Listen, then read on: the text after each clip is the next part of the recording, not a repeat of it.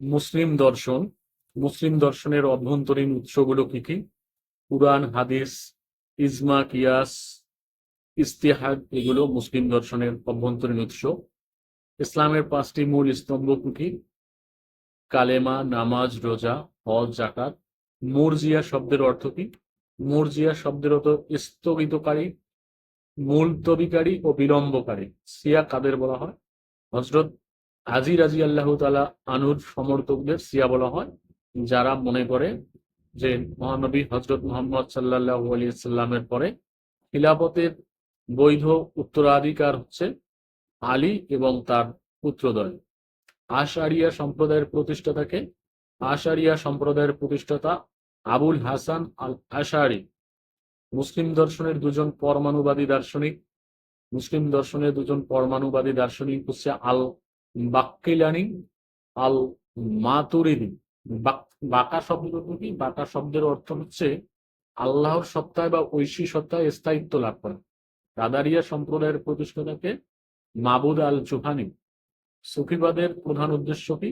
সুফিবাদের প্রধান উদ্দেশ্য হচ্ছে ঐশী সত্তার মধ্যে নিজেকে বিলীন করে দেওয়া। শরীয়ত শব্দের অর্থ কি? শরীয়ত শব্দের অর্থ পথ বা রাস্তা। আল হুসাইন বিন মনসুর হাল্লাজ কে ছিলেন? একজন বিখ্যাত সুফি সাধক ছিলেন। তিনি বলেছিলেন আনাল হক। আধুনিক চিকিৎসা বিজ্ঞানের জনককে? আধুনিক চিকিৎসা বিজ্ঞানের জনক ইবনে সিনা। মুসলিম দর্শনের বাহ্যিক উৎসগুলো কি? প্রাক ইসলামিক চিন্তাধারা, খ্রিস্টীয় চিন্তাধারা, গ্রিক পারসিক ও পারসিক চিন্তাধারা। খারেজি শব্দের অর্থ কি? খারেজি শব্দের অর্থ খারেজ শব্দ থেকে এসেছে, যার অর্থ দল ত্যাগ। জাবারিয়া সম্প্রদায়ের প্রতিষ্ঠাতাকে জাহম বিন সাফওয়ান।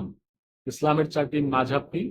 হানাফি মাযহাব, মালিকি মাযহাব, শাফিঈ মাযহাব ও হাম্বলি মাযহাব। কদর শব্দের অর্থ কি? কদর শব্দের অর্থ ভাগ্য, যেমন সব কদর মানে ভাগ্য রজনী। ওয়াসিল বিন আতা কে ছিলেন? ওয়াসিল বিন আতা ছিলেন মুতাজিলা সম্প্রদায়ের প্রতিষ্ঠাতা।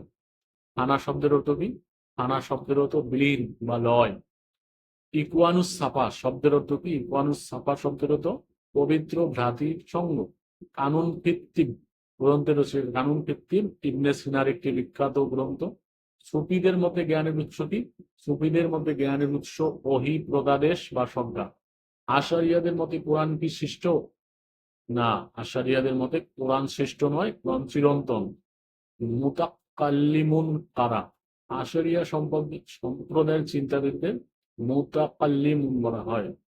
মুসলিম দর্শনের অভ্যন্তরীণ উৎস তাহলে কি? কোরআন, হাদিস, ইজমা, কিয়াস। মুরজিয়া শব্দের অর্থ স্থগিতকারী। সুন্নি কাদের বলা হয়? যারা রাসূল সাল্লাল্লাহু আলাইহি সাল্লামের আদেশ নিষেধ ও কর্মপন্থা অনুসরণ করে তাদেরকে বলা হয় সুন্নি। মুতাজিলাদের মধ্যে কোরআন সৃষ্ট না নিত্য? মুতাজিলাদের মধ্যে কোরআন সৃষ্ট। আশারিয়াদের মধ্যে কোরআন চিরন্তন বা নিত্য। একত্ব ও ন্যায় বিচারকের ধারক তাদের বলা হয় মুতাজিলার। হাসান আল বসরি কে ছিলেন? হাসান আল বসরি ছিলেন ওয়াসিল বিন আতার শিষ্য, ওয়াসিল বিন আতার গুরু এবং 7ম ও 8ম শতকের মাঝামাঝি সময়ের একজন শ্রেষ্ঠ জ্ঞান তাপস ও দার্শনিক।